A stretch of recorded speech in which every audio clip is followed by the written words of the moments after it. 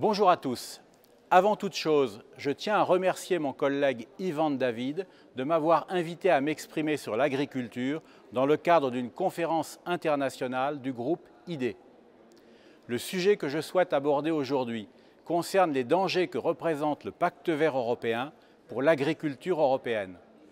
Plus précisément, je souhaite critiquer la stratégie européenne Farm to Fork, de la ferme à la fourchette, qui est la déclinaison du Pacte vert pour l'agriculture. Tout d'abord, il est nécessaire de préciser qu'il ne faut pas confondre la stratégie Farm to Fork avec la nouvelle politique agricole commune, car ce sont deux choses différentes. Je condamne la première, mais je soutiens la seconde. Je soutiens la nouvelle politique agricole commune parce qu'elle sera plus respectueuse des souverainetés nationales que l'ancienne. Sa grande nouveauté est d'instituer des plans stratégiques nationaux. Cela signifie que chaque État membre de l'Union européenne peut désormais élaborer son propre plan stratégique dans lequel il définit librement ses priorités nationales pour sa politique agricole. La France pourra par exemple soutenir spécifiquement nos éleveurs bovins qui sont actuellement en difficulté, alors que de son côté, la République tchèque pourra définir d'autres priorités de son choix.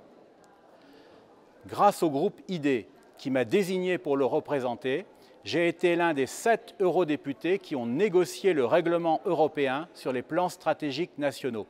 Et je me suis efforcé d'accroître au maximum la liberté de chaque État de fixer sa propre politique agricole. Le résultat est acceptable et je pense qu'on peut dire que la création des plans stratégiques nationaux permet de réaliser une renationalisation de la politique agricole commune. Je soutiens aussi la nouvelle politique agricole commune pour d'autres raisons. D'abord, parce qu'elle veut rétablir une redistribution des aides financières européennes qui bénéficiera à l'agriculture familiale, à laquelle la France est très attachée.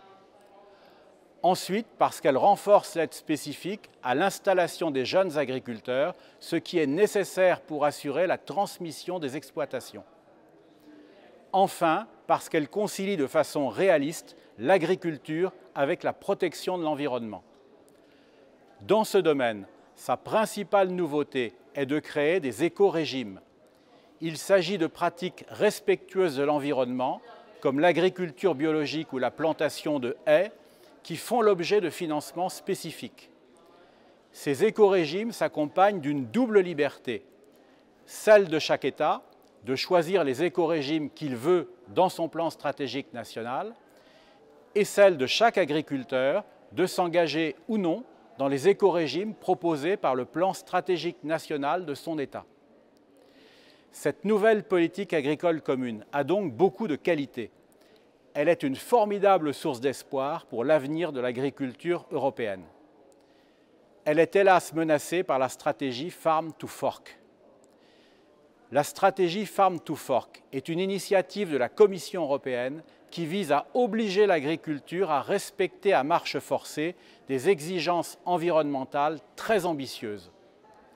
Qu'on me comprenne bien, je suis favorable à une meilleure protection de l'environnement. C'est pourquoi j'ai soutenu les éco-régimes.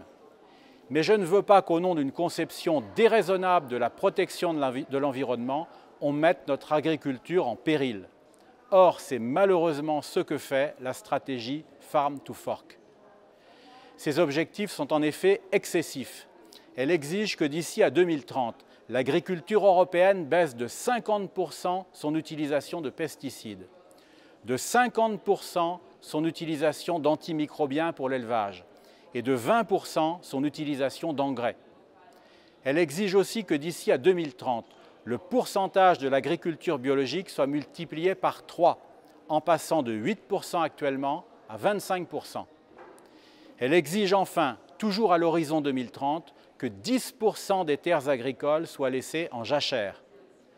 Face à ces exigences, beaucoup d'eurodéputés, dont ceux du groupe IDE, ont demandé une étude d'impact sur les conséquences de cette stratégie Farm to Fork pour notre agriculture. Cette étude a été commandée par la Commission et rendue en janvier 2021.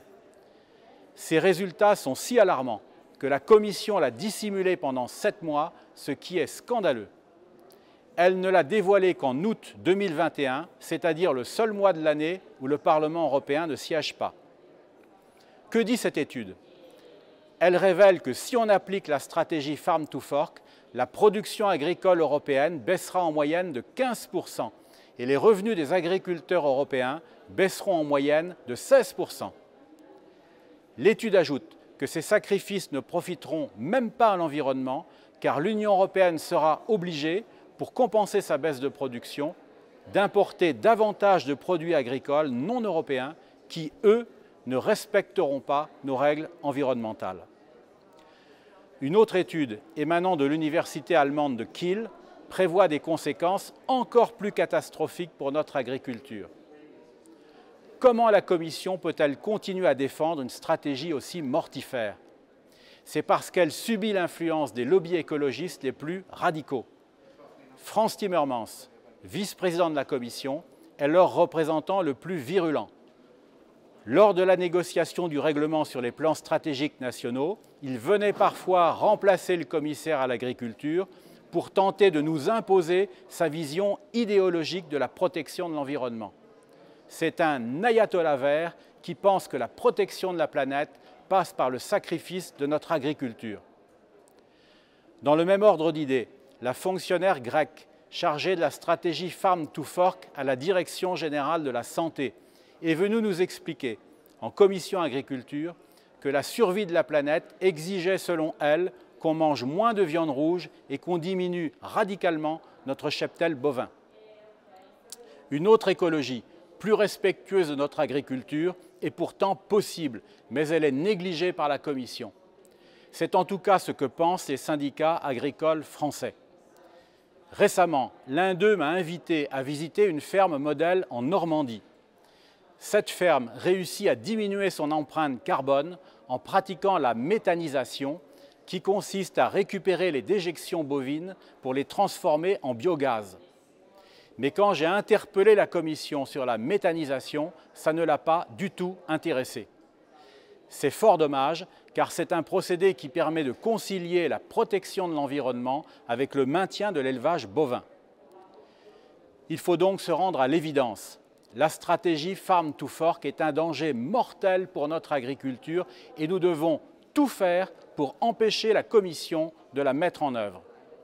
Je ne doute pas que les eurodéputés du groupe ID sauront prendre leurs responsabilités pour la combattre de toutes leurs forces.